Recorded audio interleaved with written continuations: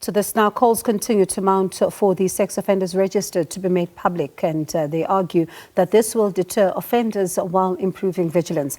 Build One South Africa, for example, has launched an online petition to make the register public, a call backed by child protection advocates. Let's speak now to Lamprecht from Women and Men Against Child Abuse, who's, of course, discussing this further. Thank you so much for your time this evening. I mean, some reports are saying that currently access to the register is restricted and there's a lengthy process to try and access some of the names. Is that true? Well, there's a few issues to consider. The first is that there is two registers.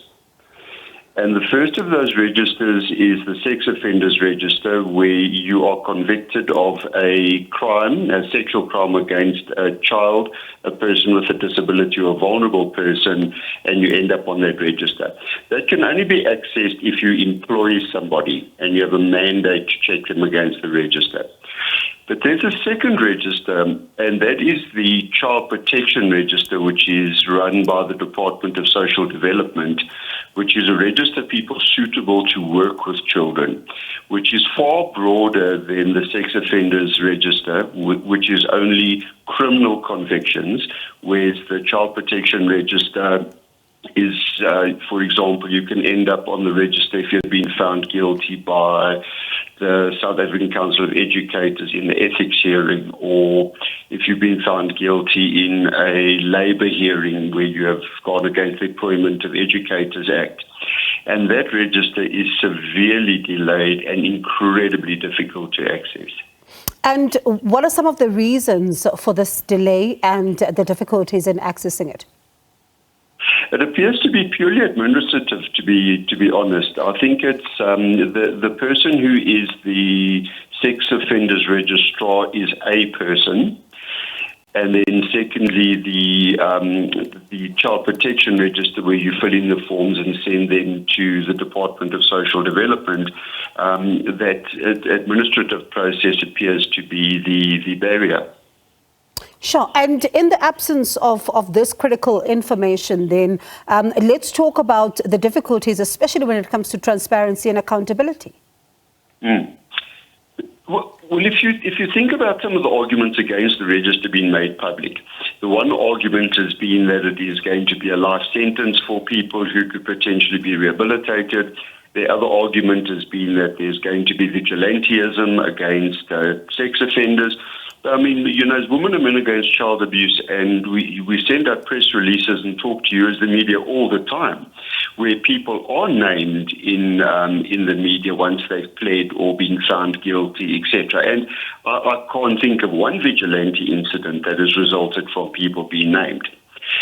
And what is happening is that if I, for example, wanted to employ a coach or someone to teach my child piano, technically I am a parent employing you to work with my child. So technically I'm in an employment relationship with you.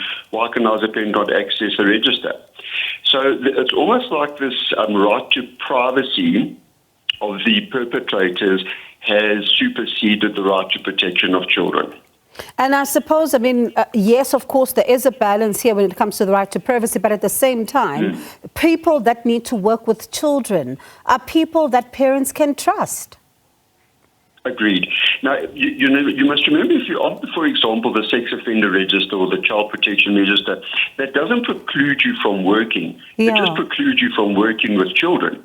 And, I mean, in other industries, that is regular practice. For example, if you work in the financial sector and you're being convicted of fraud, or you have a very poor credit rating, or, you know, you have been found to, you know, misadministrate something, you know, related to the financial sector, you are barred from working there.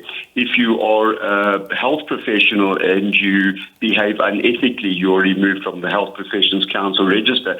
So there are many precedents for this, and I'm not sure why this one is an exception. And I suppose then, in the absence of such information, then it simply means that people can move around without being noticed. And we're seeing, when it comes to statistics around, you know, some of the cases of abuse against children, you know, in some instances are worryingly escalating. So certainly this does take us back somewhat when it comes to ensuring that we clamp down on some of these offenders from moving around freely. There's absolutely no doubt about that. And that's why the Child Protection Register is so important and why the labour legislation is so important. Because if you look at multiple cases we're dealing with currently, these primarily men, we do have one or two women, but it's primarily men.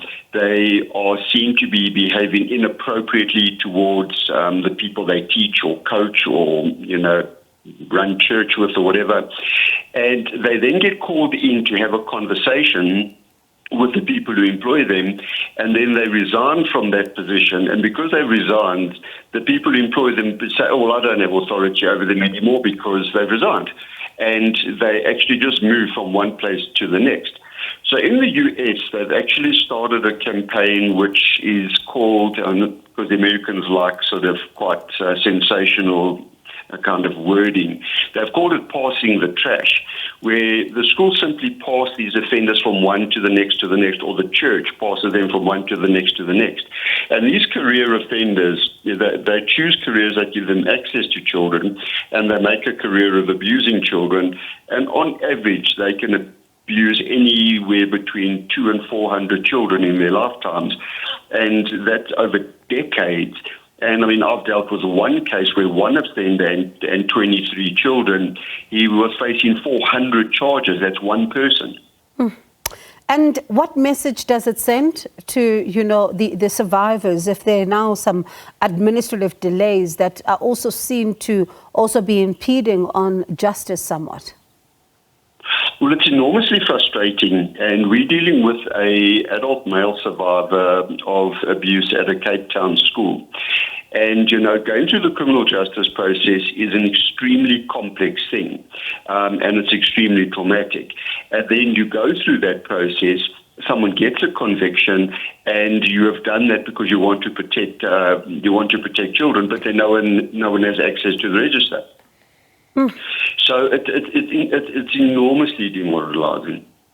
Look, and certainly, as you say, hopefully something gets done, and to be able to just, strike a balance there when it comes to access to information, but also be able to ensure that there's transparency and accountability here. That was Lamprecht from Women and Men Against Child Abuse.